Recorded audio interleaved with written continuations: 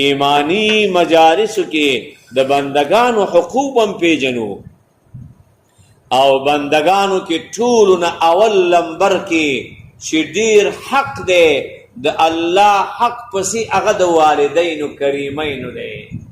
کله چې والدین نوم اخلي کریمین ورسره ملاوه، زما والد کریم وایا، زما والدی کریمه. والد کریم یعنی زما عزتمن پلار، زما والدی کریمه زما عزتمن مور. چې څومره خواږه انسانان والدین دي. لا اله الا الله. چې د هغوی لطف او د هغوی رحمت او مهربانی او د هغوی احسان او ښېګڼه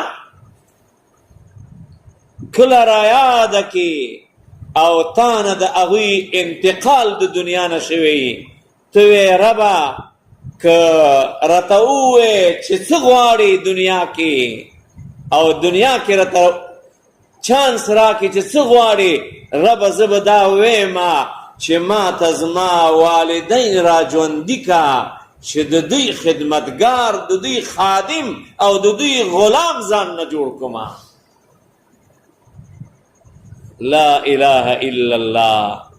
کوم انسانان به چې هغه به څومره ښکلې بهترینې مټي، څومره قیمتي لاسونه به وي، څومره قیمتي سترګې او خوله او ژبه به وي، چې یو څومره قیمتي مال به وي چې د والدینو په خدمت کې استعمالیږي. یا رب یا رب. حقوق العباد کې او ایوب سختیانی به د مور سره روټۍ نه خوړله یو ځای وی. چا ورته ولې؟ وی مور سره چې په یو تالي یو غوري باندې کښېنمه، د تالي او د کاسه کې به داسې ښکلی شی پروتي چې د هغې زړه به ورته کېږي او ما به خوړلی، داسې نه چې په دې رانه ناراضه شي. یا رب العالمین. حقوق لحاظ به څوک کوي؟